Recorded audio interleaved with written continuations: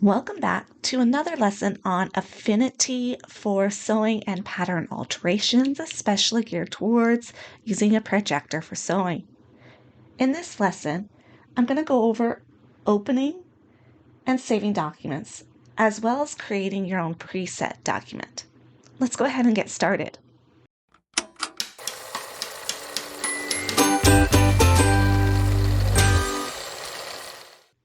When you open Affinity, you're going to come to this main open screen. You'll see recent documents that you've opened, any presets that you have, and some of the learning videos.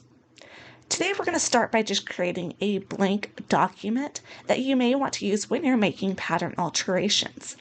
I've already created a preset called Projector file, but I'll show you how to do it today. We're going to go ahead and push the New button. And when you push New, you have your title here. I'm going to go ahead and just call this Projector file 2. You can name it whatever you would like. I work in inches, so I'm going to choose it as inches, but you can also choose millimeters, centimeters, whatever you want to work in. The DPI, don't worry about changing it. We're working with vectors mostly, so this isn't going to really affect it. We're not doing something for print. For the page width, keep it under 200 inches by 200 inches. That's the largest you could open in Adobe Acrobat Reader. So let's just keep it below that. And I like to do about 150 inches by 150 inches. But again, you could have anything below 200 inches here. And that is up to you how you would like to have it. And if you want to have it maybe a rectangle instead, maybe I would make the height longer than the height. Yeah, shorter than the width here. You don't need to change anything with the color format. I like to have a white background, but if you like the checkerboard background, when you're working with patterns, you can choose the transparent background, but I'll turn that off. Artboards, we're usually going to keep it as one page, but if you want like multiple pages in there, then you can turn on artboards. I usually leave it off. And we leave off multi-page, margins, and bleed. We don't need those for patterns for projecting. And drawing scale, we definitely do not want that. Make sure that is off when we're working with patterns. Then just go ahead and create document. And it will automatically open it for you. But anytime you come to that home screen, now you could open up that document. So here I have that document created. Well, now I want to bring in and open up a pattern that I want to modify so it will fit my body and make some pattern alterations. So let's go ahead and open a pattern. It does need to be saved on your computer or accessible through a Google Drive that's on your computer, something like that. So it will only be able to open things that are accessible from your computer. So we're going to go to File. And you're just going to go to Open. And go ahead and look through your computer and find the pattern that you would like. Once you found the pattern that you like, go ahead and just click Open. And it's going to give you this information. Do we want to load all pages? Yes, and we can import it as pages. Go ahead and replace the missing fonts. It's just going to say if we don't recognize that font, we're going to replace it with what we want. Leave everything the same how it is. Now, if you do get a kind of a white page here, we'll go over that, and it says password required. That means there's a few other steps that you need to do before you can open that pattern in Affinity, and I will be going over that later. But if you don't have a password here, you're ready to go, and you can click OK. Okay, it's going to open it in a new page. You can see there's tabs here. Okay, and it also jumped it over to the layout. Just come back and click on the Vector Studio here. And then you'll notice it changed it to points on mine here. There are two ways that you can change that. You want to change it to work in the units that you will be working in. So you can do that through, if I have the arrow selected here or the move tool selected, I will go to document setup, and you can change it where it says points. You can change it to inches, or you can change it to centimeters if you're working on centimeters. You don't need to change anything else. And make sure that rescale button is not clicked. Okay, we're going to keep it on the anchored page. It should already be there, but you don't really want to change anything else, and make sure there's no drawing scale turned on, and we'll push OK. Now I have changed it in inches. Another quick way to change the units is if your rulers are here, you can come over and right click on that and just quickly change it to the documents that you need, the units that you need. Again, remember we do have tabs open for each of the new documents. So this is the document I'm working on, and this is the document that is the pattern. I usually will copy the sizes that I need to my new document here. And again, I'll go over that in another video. I just want to go over opening and saving in this. Let's say I've gone ahead and I've made all the changes. Now, if I have, let me just go ahead and copy one of these over here.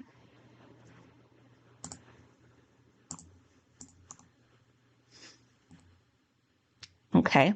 Now, obviously, this isn't all the way done here, but if I've made all these changes to this document and I'm ready to save it now, there are two things that I would like you to do. When you come down to save, if it's your document that you've worked on, your projector file document, go ahead and you can just click save. If you click save, what it's going to do is it's going to save it as an Affinity file. This can't be opened in other files, but this is great for working files that you're going to come back to Affinity and keep working in. Okay, let's go ahead and push cancel on here. Now, if you made changes to an original pattern, you never want to overwrite that pattern. So we're always going to go over to save as. Okay, again, rename it, say you're working on it. Don't overwrite the original pattern, otherwise you have to go re-download it. Okay, so again, that is an Affinity file there. Now, let's say that I now want to take this file and I want to export it as a PDF or save it as a PDF. This is where you have to use the export option. So we're going to come over to File and Export. Okay, we're going to click on that for it. And we want to do it as a PDF file. That's what's going to open in Pattern Projector or Project and Cut. So we want to come over to PDF. And really, there's not a big difference between a lot of these. I usually just go ahead and choose the PDF for print, even though I'm not printing it. And I'm going to export the entire document. So we have the whole document here. If you want it to open up in Adobe Acrobat Reader on your computer, once you've saved it, you can. I usually just leave it off, but that is just what that means. Okay. I don't need to change any of the raster DPI. That's going to talk about the colors and things like that. You can downsample images. You can allow JPEG compression. None of those other things. Most of these things you can kind of just leave exactly how it is. Okay, if you want it to open up and show you in the Explorer where it is, you can also do that. Then we're going to just go ahead and click Export, and this is where we can name it. Okay, maybe I just want to say it's the trial export here, and then I'll go ahead and click Save. And it's going to open up right where it is. It shows me where that's at, so I can just remember I've saved it in the right spot. And that is how you can quickly export a file that you worked on. That's really how you save your work when you want to project it. You're going to save it as a PDF. Now, there is a shortcut over here on the top when we're in that vector and we're in that select. It has a shortcut key, but right now it's a PNG, which is a photo.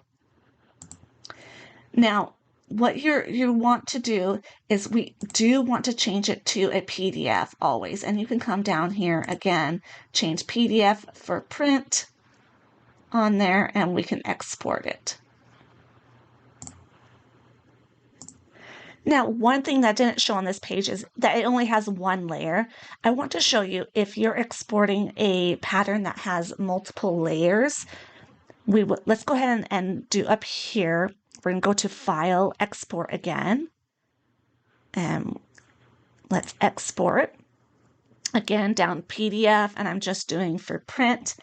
And one button that's going to show up that did not show up on the other one is include layers. If you want to be able to turn the layers on and off in Pattern Projector, make sure you have include layers turned on. Otherwise, it won't allow you to turn those layers on and off. And then again, just push the export and save it. Now, the other thing that we didn't go through yet today was when a pattern is open and it asks it for a password. I'll open up a pattern that asks for a password, and I'll show you what that looks like. Okay, I've grabbed a pattern and I just tried to open it, and you notice it's asking for a password down here, and I can't click OK and open it because it is asking for a password. Some pattern companies are still password protecting their files from opening up in programs such as Affinity, even though it opens up in a PDF reader like Adobe Acrobat Reader just fine. You may find that Affinity will not open up without a password. This is not an issue in Inkscape. Inkscape kind of just overrides it and opens it. So in the next video, I'm going to show you how you can unlock a pattern so that you can make sewing pattern alterations in a program like Affinity. I hope to see you in our next lesson about unlocking a sewing pattern for sewing pattern alterations in Affinity. I'll see you there.